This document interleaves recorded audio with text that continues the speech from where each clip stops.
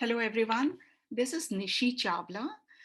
I'm a writer, a filmmaker, and academician. I've published about 10 plays, uh, 7 collections of poetry, 2 films. They were actually my plays that I adapted as films, and 2 novels as well. I'm going to read for you an excerpt from 2 long poems I've written. One is a 125-page poem I'd written on the river Ganges, and another is a long poem I'd written about 110 pages on the Himalayas. Well, my long poem, The Ganga, is divided into several sections, each of which serves to address the various roles and functions of the Ganges, its mythologies, and its histories. As a poet, I've tried to establish a developing relationship with the feminine form of the river. I did extensive research on the river and indeed found it a challenge to tease out a long poem from my readings on the sacred river.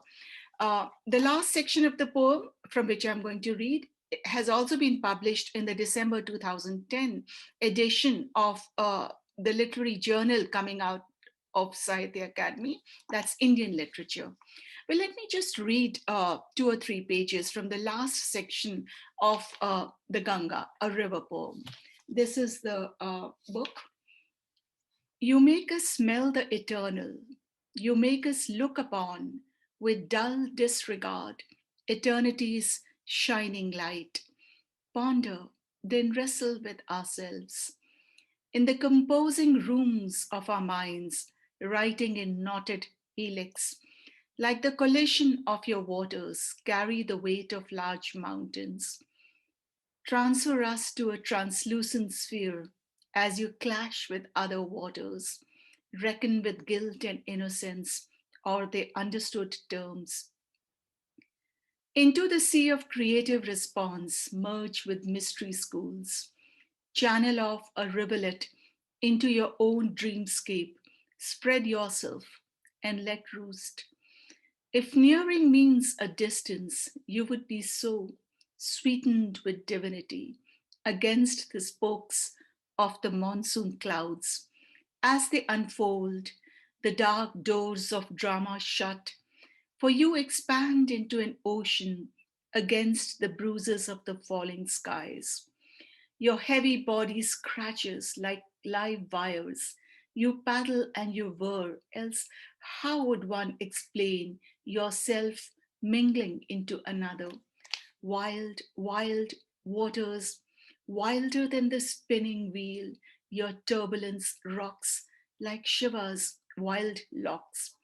Wishing to raise the dead, swaddled within you, the molten sky pauses with bated breath. The passerby waits intensely. An occasional bag hangs high, the high ground of life now, thunderstruck, as peacocks screech in wild fury like yours. They crane their necks, and the world feels unmoored. It floats, and you ride wobbly along as all things wait.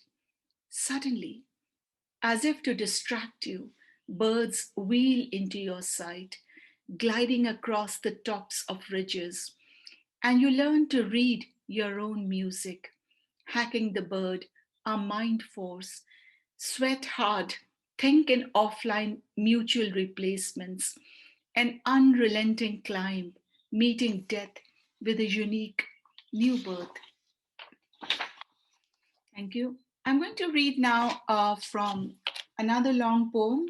It's titled A Himalayan Poem, and it's broken up into 8 sections. It's my own personal response to the landscape of the mountains, even as the poem explores its physical attributes, its rivers, its peaks and glaciers, its flora and fauna, its cultural traditions, both secular and spiritual, and its people. Let me read again from the last section that's titled Symbolizing. Fully aware your message gulped beyond your ever expanding multiplicity. To meet your needs, we must give up your ours. To meet new heavens, move towards your excruciating silence, tipped further up, as if spiritual aspiration grows on your trees. Between earth and heaven, what lies within the coils of your soul? Why would your being bind our minds like chains when those who dig themselves out surrender, flee to your dissolving devices? Lay down on your cold surface the burden of mortal life, wheel spoked world. Do your peaks and valleys simulate ups and downs, battle fatigued life? The fickle fireflies plunging into our abyss, then seek refuge in ashrams. The beauty and the horror of the flesh restore mental balance, fanned across the flame, warmed by the gauzy light of your innards.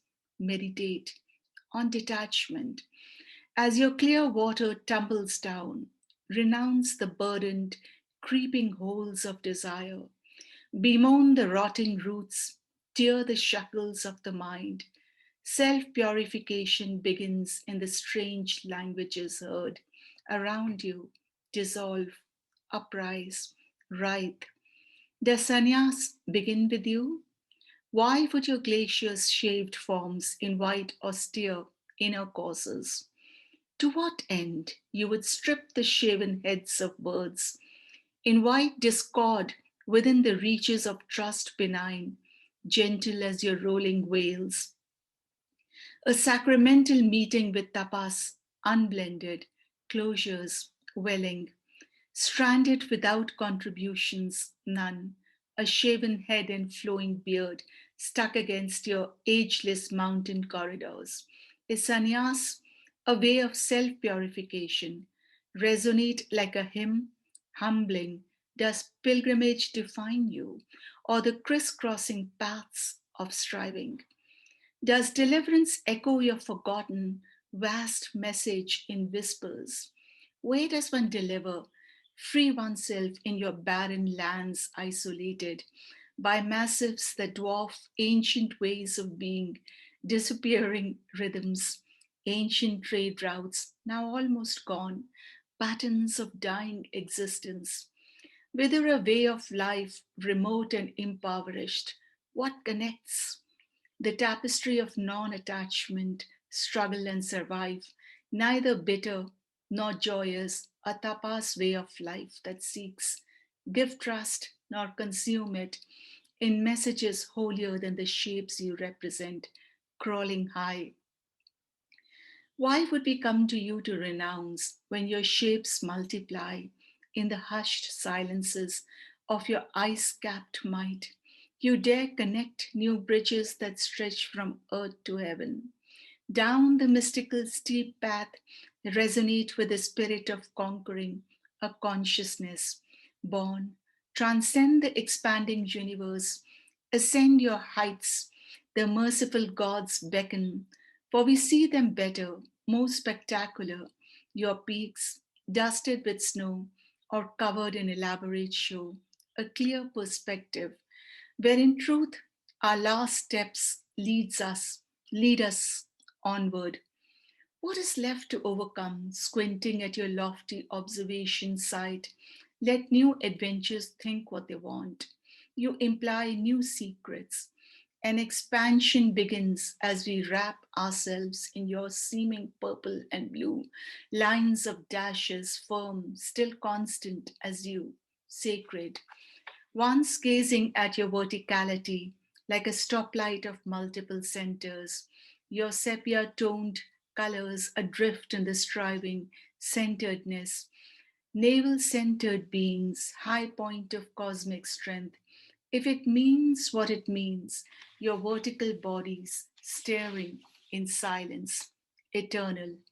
Prophesize, sacrifice, foreshadow, your kind of prophecies carry an atmosphere of collaborative possibilities, like a new path of dreaming, gleaming, unknowns. Your heights a mirage, like sedately blossoming powers.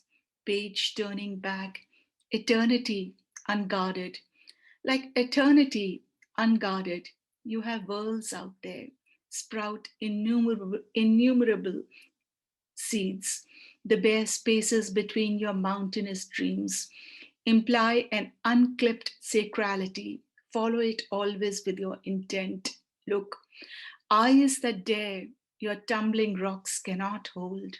Your star stuck gaze is smeared with your milky white nipples, unslept with snow covered peaks. What nakedness stares down? Is there an afterglow? Like separate lives, you would make us wince. So much dignity, we too would rise, or should. Mountains of intention, what elaborate towers would you weave with the gesture of a dare, brilliant force of intention? Or is it invention? The fluidity of a golden eagle, what soaring heights would you move us toward, sage, or the virtues of what symbol? Thank you. This was from a Himalayan poem.